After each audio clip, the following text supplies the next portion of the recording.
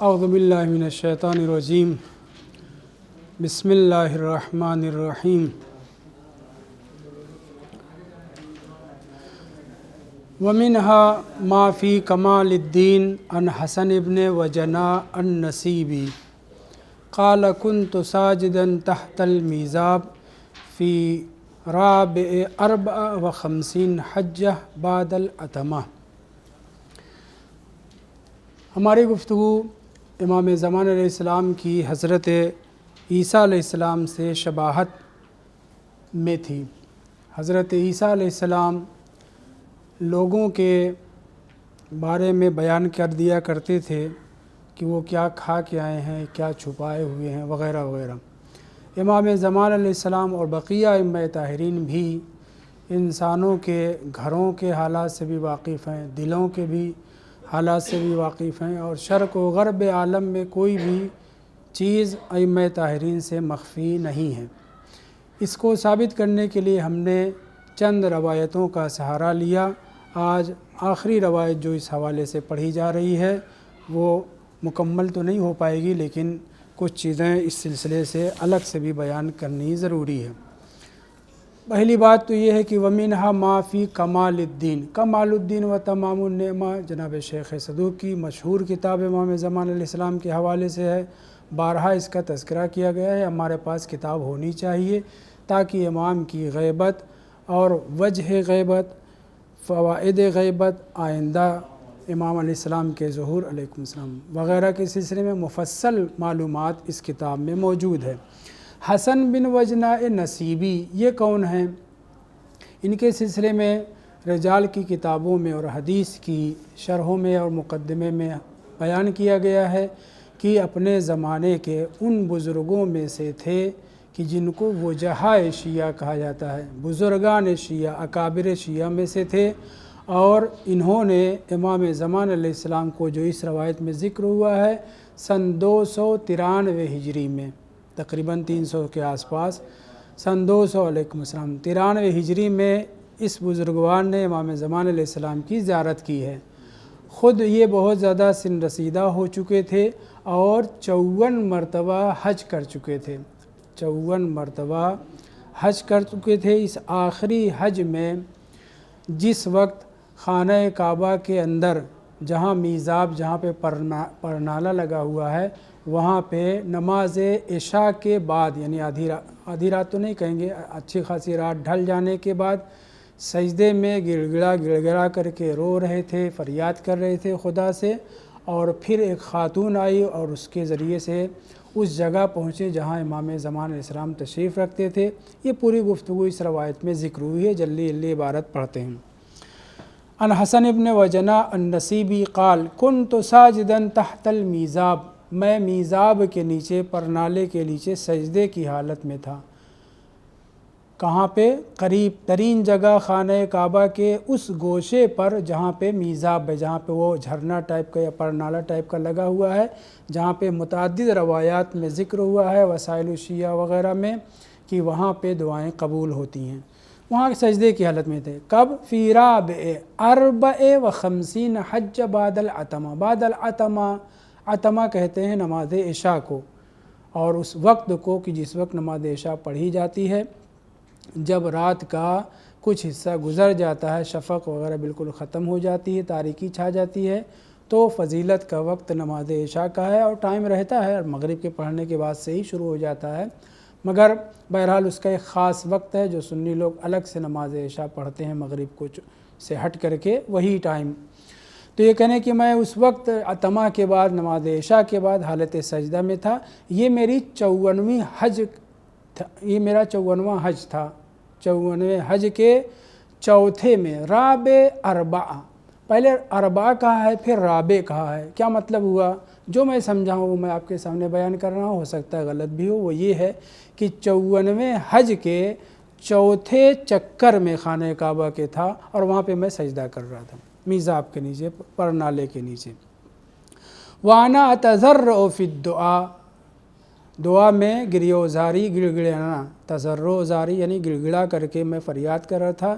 اِذ حرکنی محرکن، ایک حرکت دینے والے مجھے حرکت دی، फ़क़ाल क़ुम या हसन इब्न वजना अन्नसीबी, नाम लेकर के मुकम्मल उस हरकत देने वाले ने कहा उठो आए फ़लान। क़ाल फ़क़ुम, तो मैं खड़ा हो गया। अब जो देख रहा हूँ तो कोई मर्द नहीं है। फ़ैदा जारियतुन सफ़रा, जारिया यानी कनीज़, औरत जिसका चेहरा जो है ज़र्द था, नहीफ़तुल बदन, बदन कमज़ोर था, नहीफ़ुल आगर थी। अक़ूलो इन्नहा, ये अक़ूलो बीच में इबारत में यहाँ लिखा हुआ, आप लोगों के शायद नीचे से नई लाइन से लिखा हुआ हो, ये ज़ाहिरन जनाब शेख़ सदूक वज़ाहत कर रहे हैं, या वही नसीबी वज़ाहत कर रहा है जो रवायत में आया। अक़ूलो इन्नहा मिन अबनाए अरबईन फ़मा फ़ौक़हा, मैं ये कहता हूँ कि वो 40 साल या उससे ज़्यादा की थी, यानी अधेड़ उम्र की औरत थी। खूब, ये बात ख़त्म हो गई। फ़मशत बैन यदैया, वो मेरे आगे आगे चली। वाना ला असअलुहा अन शैइन, मैं उससे कुछ पूछ नहीं रहा था, उसने कहा था मेरे साथ चलो तो मैं उसके पीछे चल दिया। हत्ता अतत बी इला दार खदीजा सलावातुल्लाहि अलैहा, कब की बात है? 293 हिजरी की, ज़माने ग़ैबत सुग़रा की बात है, ज़माने ग़ैबत सुग़रा की बात है। उस वक्त तक जनाब खदीजा का घर भी सलामत था, इमाम सादिक़ अलैहिस्सलाम का भी घर सलामत था, और बाज़ बनी हाशिम के घर क्या थे? सलामत थे। हालत मुमकिन है बाज़ के तजदीद तामीर हुई हो, लेकिन बहरहाल जनाब खदीजा का और जनाब इमाम सादिक़ अलैहिस्सलाम का घर मौजूद था। अतत बी, मुझे लेकर के आई, इलादार खदीजा सलावतुल्लाह अलैहा, वफ़ीहा बैतुन, वो इलाका वो बड़ा घर था। बाबहु फ़ी वसतिल हायत, हायत कहते हैं बागचे को या दीवार को, जो बागात की दीवार होती है, यानी उस जगह लेकर के आई कि जहाँ एक बाग टाइप का था और उसके दरवाज़े के पास जनाब खदीजा के घर का दरवाज़ा था। वलहु दरजतो साजिन, साज एक किस्म के दरख्त को कहते हैं जो जिसकी लकड़ियाँ मजबूत होती हैं, उससे उस पर सीढ़ी बनी हुई थी, दरजा यानी सीढ़ी। युरतका इलैह, या युरतका इलैह जिसके ऊपर चढ़ा जाता है, रक़ यानी चढ़ना और दरजा यानी सीढ़ी। फ़सअदतिल जारियतो, कनीज़ वो ऊपर चढ़ गई। वजाअनी अन्निदाउ, ऊपर जब चढ़ गई तो वहाँ से निदा आई, या इसअद या हसन, फ़सअद, तो ऐ हसन इब्न वजना ऊपर आ जाओ। तो मैं भी चढ़ गया ऊपर। फ़वक़फ़्तु बिलबाब, ऊपर चढ़ने के बाद दरवाज़े पे खड़ा हो गया। फ़क़ाल ली साहिबुज़्ज़मान अलैहिस्सलाम, वहाँ उस घर में जनाब इमाम ज़मान अलैहिस्सलाम मौजूद थे। हसन इब्न वजना नसीबी कहते हैं कि मैंने इमाम को देखा, सलाम किया, बातचीत हुई, और इमाम ने फरमाया या हसन अतरा का खफ़ियत अलैया, खफ़ियत नहीं खफ़ीता अलैया, क्या तुम ये समझते हो कि मुझ पर मख्फ़ी हो? तवज्जो से सुने, यहाँ पे मुअन्नस का सेगा पढ़ने की ज़रूरत नहीं है। जनाब हसन इब्न वजना से इमाम ज़मान मुखातब हैं, मुकम्मल तौर पर उनके सिलसिले में फरमा रहे हैं क्या तुम मुझसे मख्फ़ी हो, यानी तुम मुझसे मख्फ़ी नहीं हो, मैं तुम्हें जानता हूँ, पहचानता हूँ। इमाम ज़मान अलैहिस्सलाम जिसको अभी ज़ाहिरी तौर पर नहीं देखा है और जिसने इमाम ज़मान अलैहिस्सलाम को ज़ाहिरी तौर पर नहीं देखा है, उससे इमाम फरमा रहे हैं अतरा का, क्या तुम ये समझते हो कि खफ़ीता अलैया, तुम उस पर मख्फ़ी हो? वल्लाह, कसम खा रहे हैं इमाम ज़मान अलैहिस्सलाम, मा मिन वक्तिन फ़ी हज्ज का, ये जो 54 साल से तुम हज कर रहे हो, 54वां हज का चौथा चक्कर है, ये जो यहाँ पे तुम आमाल अंजाम देते हो, कैसे रहते हो, कहाँ सामान रखते हो, मुकम्मल तफसीलात।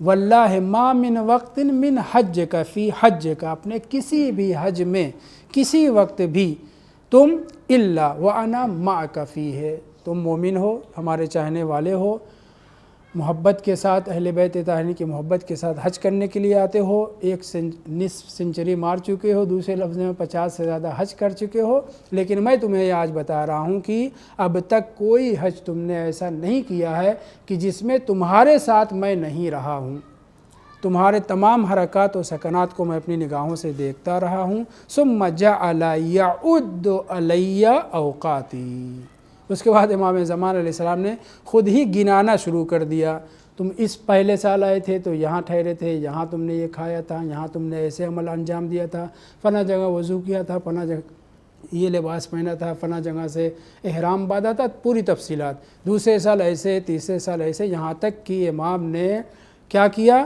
روایت کہتی ثم جعل یعد، اعداد یعنی عدد سے ہے، شمار کرنا شروع کر دیا، علیہ اوقاتی، میرے سارے اوقات کو، فوقعت مغشیا علی وجہی، یہ حیرت انگیز بات کہ امام پورے میرے 50-55 سال کے 54 سال کے حالات کو بیان کر رہے ہیں، وہ صحابی امام کا چاہنے والا، صحابی بعد میں ہوا، امام کا چاہنے والا غش کھا کے گر پڑا۔ یعنی اس طریقے سے امام بیان کر رہے تھے کہ جیسے ظاہر ہے کہ امام معصوم وہی کہہ بھی رہے ہیں کہ میں تمہارے ہر حج کے ساتھ تھا، تو اس کو غش آ گیا، فحسست بیدہ قد وقعت علیہ، پھر اس کے بعد تھوڑی دیر کے بعد جب میں ہوش میں آیا تو میں نے احساس کیا کہ مولا کا ہاتھ میرے اوپر ہے، فقمت، تو کھڑا ہو گیا، فقال لی یا حسن، اب یہاں پہ توجہ کریں، یہ آدمی بوڑھا ہو چکا ہے، 54 سال حج کر چکا ہے، اس سے پہلے فرض کر لیں 10 12 15 سال کے بعد اس نے حج کیا ہو تو اس وقت تقریباً 70 سال کا بن رہا ہے، صحیح ہے، اگر بالغ ہونے کے بعد اس نے حج کرنا شروع کیا ہے تو 15 سال وہ اور 54 سال وہ، کتنا بنتا ہے، کم سے کم 70 سال کے قریب بن رہا ہے۔ حساس آدمی تھا، اور امام نے شروع ہی میں کہہ دیا تھا کہ تمہارے تمام حرکات و سکنات میری نگاہوں کے سامنے ہے، کوئی مصلحت تھی، تقیہ کا مورد تھا، مدارات کا محل تھا، اس لیے امام کہہ رہے ہیں یا حسن الزم بالمدینۃ دار جعفر ابن محمد علیہ السلام، اب جاؤ مدینے میں رہو، اور مدینے میں امام جعفر صادق علیہ السلام کے گھر میں پابندی سے آنا جانا رکھو۔ الزم سے مراد پکڑ لینا نہیں ہے، مراد یہ ہے کہ پابندی کرنا، امام کے گھر میں آنا جانا، وہاں تمہارا آنا جانا رہے۔ اور اس کے بعد فرما رہے ہیں یعنی کیا، یعنی چھٹے امام کا گھر اس وقت موجود تھا 293 ہجری میں، کیونکہ یہ واقعہ کب کا ہے، 293 ہجری کا ہے۔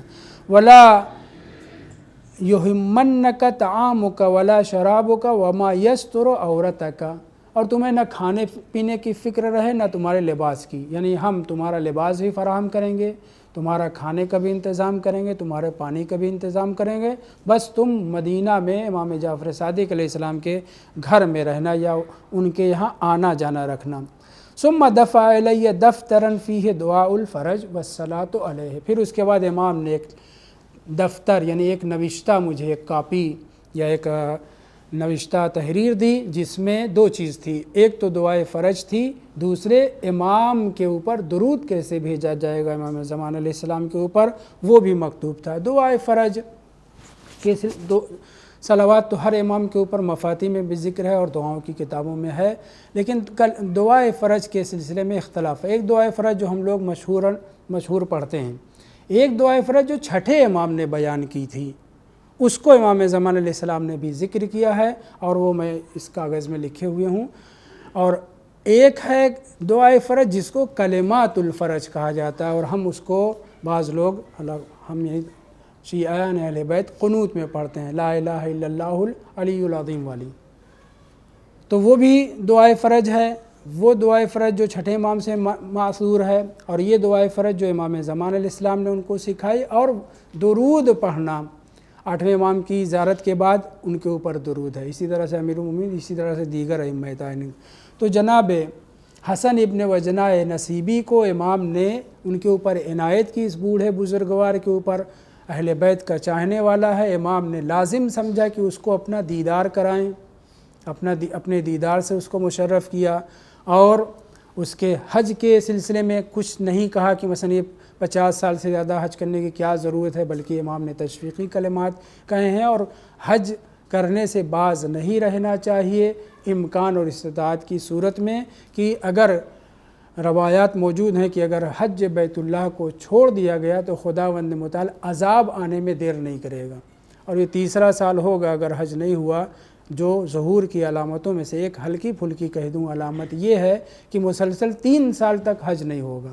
البتہ کہا جا سکتا ہے کہ محدود دائرے میں حج ہوا، لیکن جب امام کے ظہور کے حوالے سے جو علامت ہے اس میں یہ کہ مکمل طریقے سے حج نہیں ہوگا۔ ابھی تو پابندی ہے، مگر مکہ اور مدینہ اور اطراف مکہ کے لوگ انہوں نے حج کی فاصلے سے بیٹھ کر کے، جیسے بھی پچھلے سال بھی ہو، اس سے پہلے بھی تصویر وغیرہ آئی تھی، امام کے ظہور کی علامتوں میں سے ایک علامت یہ کہ مسلسل 3 سال تک حج نہیں ہوگا، اور ایک دوسری علامت حاجیوں کے حوالے سے یہ ہے کہ شیعیان اہل بیت کا ایک وفد حج کرنے کے لیے پہنچے گا اور ان سب کو تہہ تیک کر دیا جائے گا، وہ بھی علامت ظہور میں سے ہے۔ اور پھر زیادہ موقع اللہ اور معصومین علیہ السلام نہیں دیں گے دشمنوں کو۔ بہرحال میں دور نہ جاؤں تو امام نے ان کو دعائے فرج سکھائی اور اپنے اوپر، یعنی امام زمان وقت کے امام کے اوپر کس طریقے سے درود بھیجنا وہ بیان کیا۔ فقال بہذا فادعوا، اس دعا کے ذریعے سے تم دعا کیا کرو، وہکذا صلی علیہ، اور اس طریقے سے میرے اوپر درود بھیجا کرو۔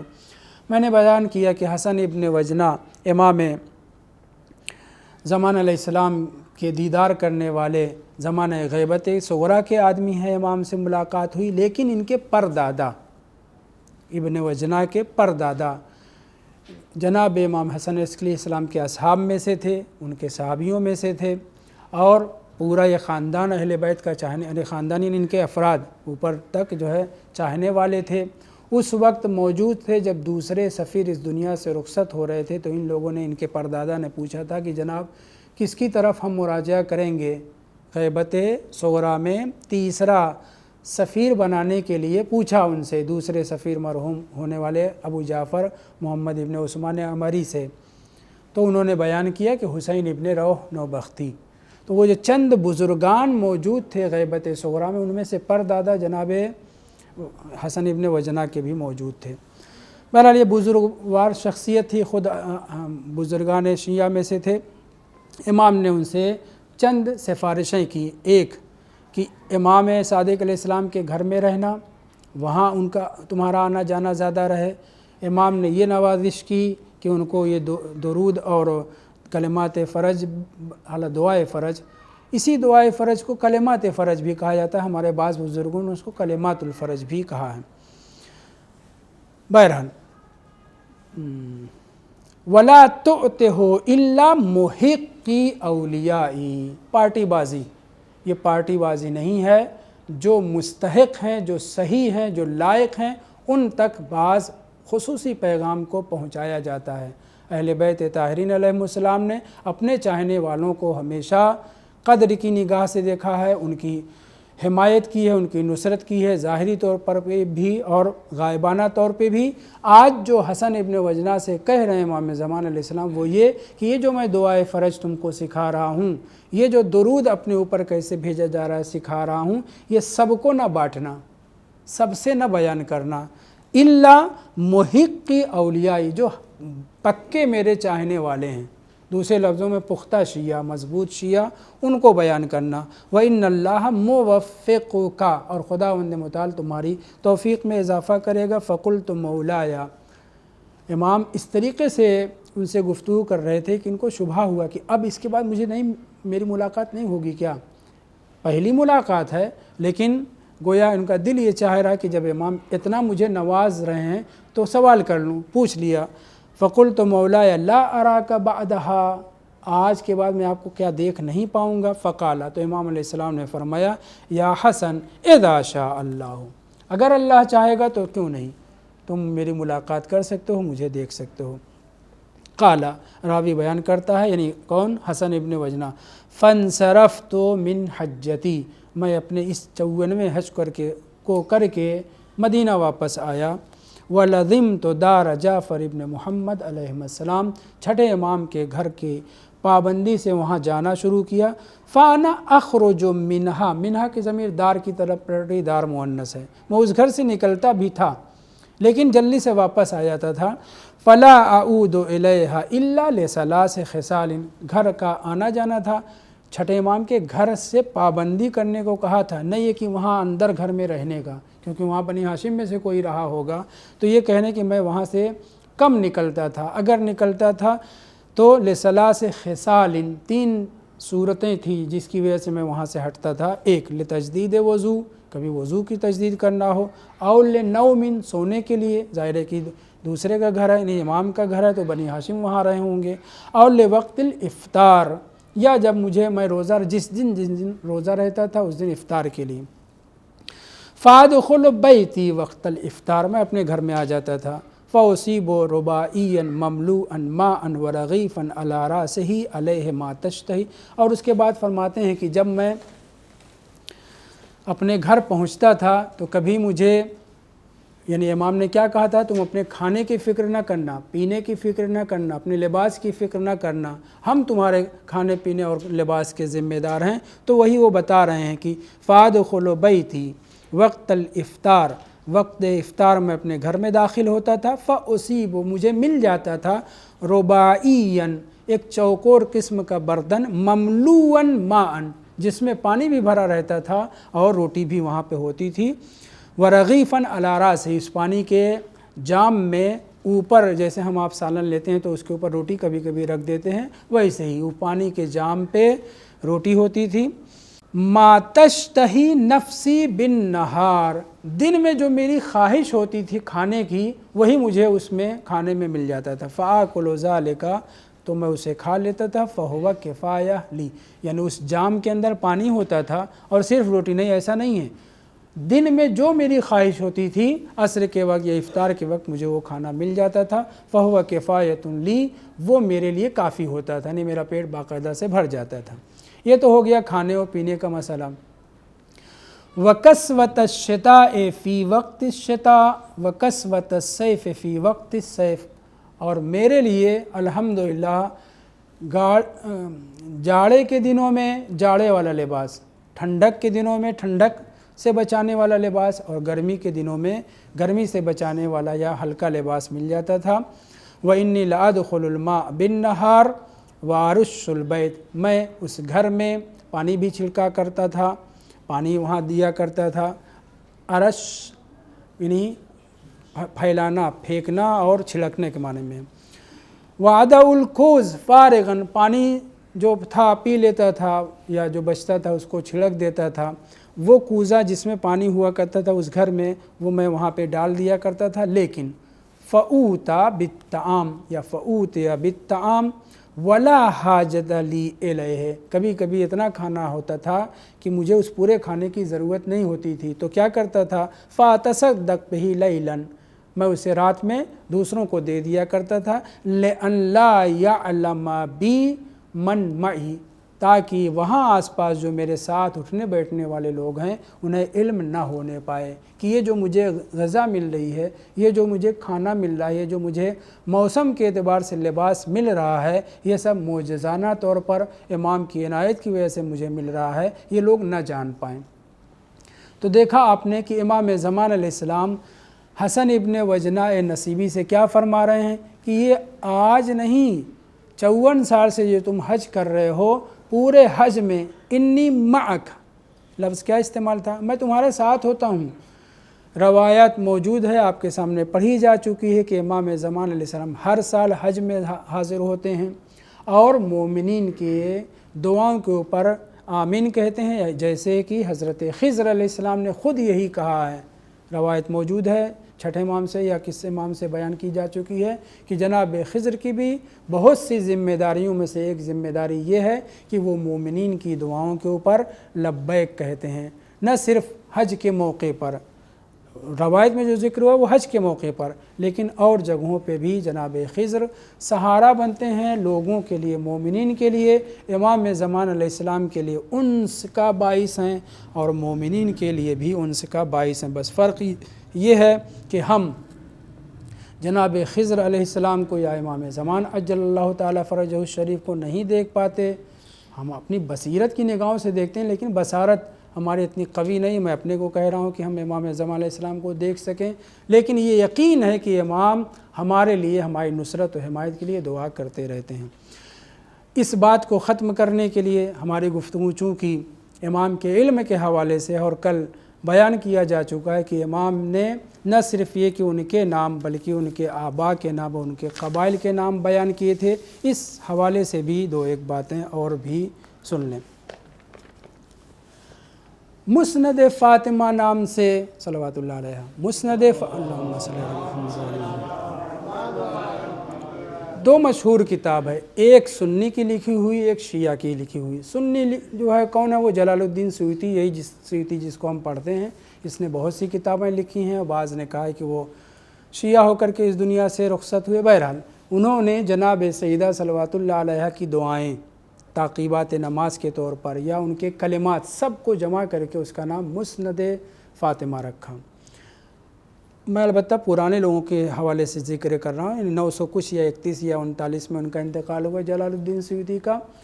اور ایک دوسرے بزرگوا جو ہمارے شیعہ ہیں وہ جناب طبری امامی، یہی دلائل الامامہ والے، جن کی ایک کتاب ایک جلد میں دلائل الامامہ یہاں پہ بھی ہے، اوپر بھی ہے، ظاہر یہاں دیکھا یا کہیں بہرحال دلائل الامامہ مشہور ہے ان کی کتاب۔ پرانے علماء میں سے ہیں، غیبت صغریٰ کے ظاہراً ہیں یا غیبت کبریٰ کے ابتدا کے ہیں، 300 کے آس پاس ان کے جناب طبری امامی، انہوں نے دلائل الامامہ کے علاوہ مسند فاطمہ نام کی کتاب لکھی ہے۔ اس میں جو روایت ہے اس کو میں پڑھنا چاہ رہا ہوں کہ جناب ابو بصیر 3 عدد ہیں، ابو بصیر لیث مرادی، ابو بصیر ابو البختری اور ایک ابو بصیر اسدی۔ بہرحال 2 تو یقیناً بہت زیادہ قابل اعتبار اور مخلص اصحاب میں سے ہیں، ایک وہ جو مکفوف ہو گئے تھے جن کی آنکھ چلی گئی تھی، ظاہراً وہ لیث مرادی ہیں، اور دوسرے ابو البختری۔ بعض نے 4 نام ذکر کیے لیکن 3 کنفرم ہے، 3 ابو بصیر تھے، اور اتفاق سے دونوں کم سے کم 2 بڑی بصیرت والے، معصومین کو چاہنے والے، ماننے والے اور ان کے اوپر عقیدت اور نچھاور کرنے والے اپنی جان تھے۔ جو ابو بصیر ہیں جن کے واقعات بہت ذکر کیے جاتے ہیں، انہی میں سے ایک واقعہ میں آج آپ کے سامنے ذکر کرنا چاہ رہا ہوں کہ ایک روز یہ کہتے ہیں کہ میں نے امام صادق علیہ السلام سے عرض کیا، مولا یہ بتلائیے کیا امام امیر المومنین علیہ السلام کو جیسے اپنے اصحاب کے نام اور ان کے باپ کون تھے، ان کے زمانے کے لوگ تھے، معلوم تھے، ان کے قبیلوں کا نام معلوم تھا، کیا اسی طریقے سے امام امیر المومنین علیہ السلام کو امام زمان علیہ السلام کے اصحاب کون ہوں گے، ان کا نام کیا ہوگا، ان کے باپ دادا کا نام کیا ہوگا، ان کے قبیلہ کون سا ہوگا، کیا امام امیر المومنین علیہ السلام کو اس کا بھی علم تھا؟ یہ سوال کیا بول رہا ہے کہ جناب ابو بصیر معرفت میں اس وقت جس وقت یہ سوال کر رہے تھے کمزور تھے، ہے کہ نہیں؟ ورنہ یہ سوال کرنے کی ضرورت نہیں تھی، امام سب کے سب علم و فضل و معرفت ان سب میں برابر ہوتے ہیں، لیکن ابو بصیر شاید ہم کو سکھانے کے لیے یہ پیغام آئندہ پہنچنے کے لیے بہرحال انہوں نے یہ سوال کیا۔ سوال یہی تھا، کیا امیر المومنین جیسے اپنے اصحاب کے نام، ان کے آباء و اجداد کے نام اور ان کے قبیلوں سے آشنا تھے، ان کی تعداد جانتے تھے، اپنے اصحاب کتنے اصحاب تھے، کیا ویسے ہی وہ امام زمان علیہ السلام کے اصحاب کے نام، ان کے باپ کے نام، ان کے قبیلے، ان کی تعداد وغیرہ بارے میں جانتے تھے؟ امام صادق علیہ السلام نے فرمایا لقد کان یعرفہم باسمائہم واسماء آبائہم وقبائلہم رجلا فرجلا۔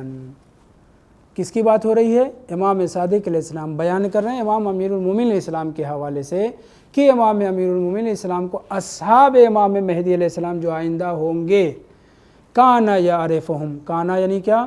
مضارع کے ساتھ، یعنی یہ جانتے تھے، ان کے علم میں تھا، یعرفہم باسمائہم واسماء آبائہم وقبائلہم رجلا فرجلا، آئندہ کون امام زمان علیہ السلام کا صحابی ہوگا، انصار میں سے ہوگا، 313 میں سے ہوگا یا 10,000 میں سے ہوگا یا فئام 10,000 جو لشکر ہوگا، ان سب کے بارے میں امام امیر المومنین علیہ السلام کو علم تھا۔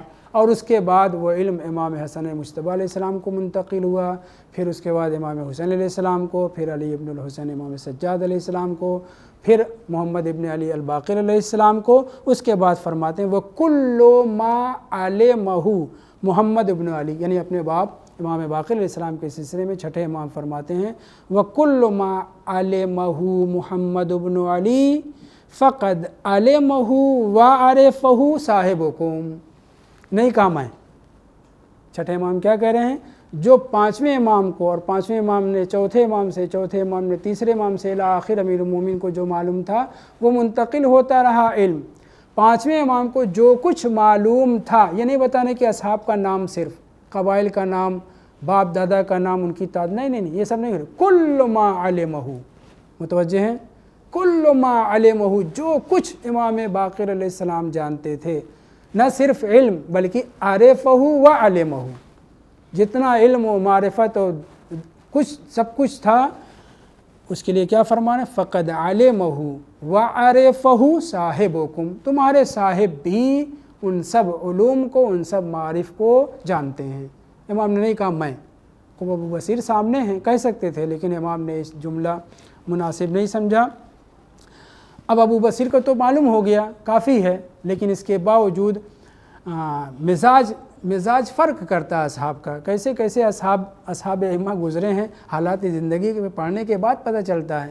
ان کا مزاج دیکھیں، امام نے کہہ دیا کافی تھا، یعنی میں بھی جانتا ہوں کہ امام زمان علیہ السلام کے اصحاب کتنے ہوں گے، ان کا نام کیا ہوگا، ان کے آبا کا نام کیا ہوگا، ان کا قبیلہ کا نام کیا ہوگا، سب میں جانتا ہوں۔ جبکہ امام نے کلی بات کہی ہے، وہ کیا؟ فقد علمہ وعرفہ، امام نہ صرف ان کے قبائل کا نام بلکہ آئندہ قیامت تک ہونے والی ہر چیز کا علم ہر چیز کے علم و دانش و معرفت امام زمان علیہ السلام کو ہوتی ہے، زمانے کے امام کو ہوتی ہے۔ تو یہی ان کے زمانے کے امام جعفر صادق علیہ السلام کو علم تھا، کہہ دیا امام نے، لیکن جناب ابو بصیر مطمئن نہیں ہوئے، دوسرے لفظوں میں اطمینان حاصل کرنے کے لیے ایک سوال کیا، مکتوب آپ لوگوں کے پاس لکھا ہوا ہے، یعنی آپ کو جو علم ہوا اصحاب امام مہدی علیہ السلام کا، تو رسول خدا نے امیر المومنین کو بتایا ہوگا، امیر المومنین نے امام حسن علیہ السلام کو بتا دیا، انہوں نے ارث کے طور پر علم چھوڑا، وہ تحریر آپ تک پہنچی ہے، متوجہ ہیں؟ یعنی جناب ابو بصیر کی معرفت میں ابھی باقاعدہ اضافہ نہیں ہوا ہے، گویا یہ سمجھ رہے ہیں کہ تحریری طور پر یہ منتقل ہو رہا ہے، امام کو باقاعدہ سے علم نہیں ہے۔ مکتوب فی کتاب، مکتوب انہوں نے کہا کیا لکھا ہوا ہے؟ امام نے جواب دیا، اس پہ توجہ کریں، مکتوب فی کتاب محفوظ فی القلب، تم یہ سمجھ رہے ہو کہ میرے پاس نوشتہ ہے، گھر میں کسی الماری پہ کتاب کی طرح سے رکھا ہوا ہے جس میں اصحاب کے نام ہیں، ان کے باپ کے نام، ان کے قبیلے کے نام۔ اے ابو بصیر، ہم امام ہیں، ہم حجت خدا ہیں، ہم نائب اللہ ہیں، مکتوب فی کتاب محفوظ، مگر یہ کتاب محفوظ ہے کیا؟ الماری پہ، فی القلب، ہمارے دلوں میں ہے، ہم سب قیامت تک کی ساری چیزوں کو جانتے ہیں۔ دوسرا فقرہ، مثبت فی الذکر لا ینسا، ذکر سے مراد قرآن بھی ہو سکتا ہے، لیکن وہاں امام اس لفظ کو نہیں استعمال کریں، ذکر کہے کہ ذاکرہ ہو سکتا ہے مراد لینا، ذاکرہ حافظے کو کہتے ہیں۔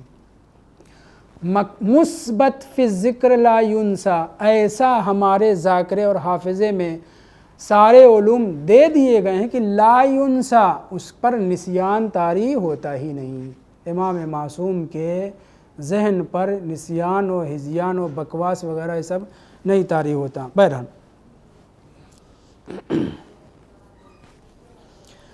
تو انہوں نے ابو بصیر نے کہا مولا اگر ایسی بات ہے تو مجھے 313 ذہن میں رہے کہ 313 ان کے ہائی لائٹ تھا، دوسرے لفظوں میں سرخی تھی، وہ سبھی اصحاب ائمہ غالباً، میں کلی طور پہ نہیں کہتا، غالباً اصحاب ائمہ 313 کا عنوان جانتے تھے۔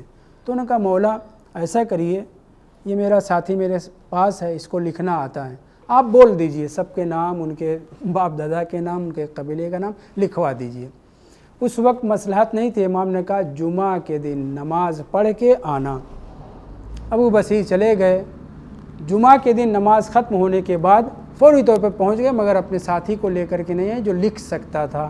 اب یا تو ابو بصیر اس وقت ان کی نگاہ کام نہیں کر رہی تھی اس لیے، یا واقعاً لکھنا نہیں جانتے، لکھنا ان کو نہیں آتا تھا، بہرحال کوئی بھی وجہ رہی ہو، جناب ابو بصیر اپنے ساتھی کو لے کر کے نہیں پہنچے۔ امام نے ٹوکا آئے ہو تو اپنے ساتھی کو کیوں نہیں لے کے آئے کہ جو لکھ سکتا تھا؟ تب انہوں نے کہا مولا میں چاہتا تھا کہ وقت کی پابندی کے ساتھ نماز کے بعد فوراً پہنچ جاؤں آپ کی خدمت میں۔ اب وہ صحابی ساتھی کہاں ہے، کب آئے گا معلوم نہیں، آئے گا بھی یا نہیں آئے گا، بہرحال انہوں نے اظہار لا اطلاعی لا علمی کیا۔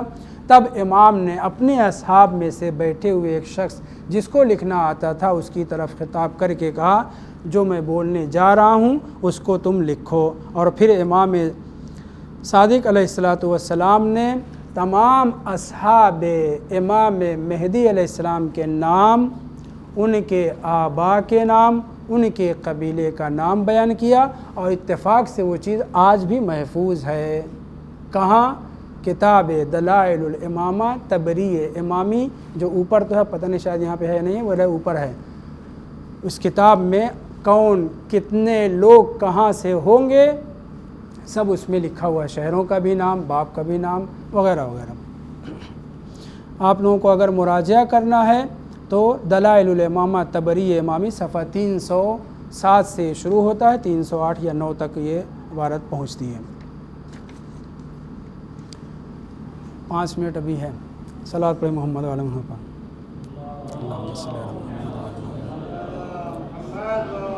ابو بصیر، ہم آپ جانتے ہیں کہ یہ وہی ہیں کہ جنہوں نے جب ان کی آنکھ کام کر رہی تھی، امام کے ساتھ تھے، 5ویں امام کے ساتھ یا 4تھے امام کی روایات مختلف ہے، تو انہوں نے کہا تھا ما اکثر الحجیج، ماشاء اللہ اس سال حاجی لوگ بہت زیادہ ہیں۔ امام نے کہا ما اقل الحجیج و اکثر الضجیج، شور شرابہ کرنے والے بہت ہیں، حج کرنے والے بہت ہیں۔ یہ عبارت، یہ جملہ 5ویں امام کی زندگی میں بھی ملتا ہے ابو بصیر کے ساتھ، 6ٹھے امام کی بھی زندگی میں ملتا ہے ظاہراً ابو بصیر کے ساتھ یا کسی ایک کے ساتھ۔ 4تھے امام کے زمانے میں آپ کا ایک ماننے والا تو کہوں گا، معرفت رکھنے والا نہیں کہوں گا، شہاب الدین زہری، محمد زہری جو درباری ملا تھا، یہ امام کی خدمت میں تھا اور حج کرنے کے وقت امام کے پاس تھا۔ اس نے کہا مولا اس سال بہت حاجی آئے ہیں، اور پھر اس نے عدد بیان کیا کہ 5 لاکھ کے قریب حاجی ہیں۔ بعید ہے کہ 5 لاکھ اس زمانے میں ہوئے ہوں، لیکن روایت میں ذکر ہوا تو ہم انکار بھی نہیں کر سکتے، ہو سکتا ہے کہ 5 لاکھ بہرحال کثرت مان لیں۔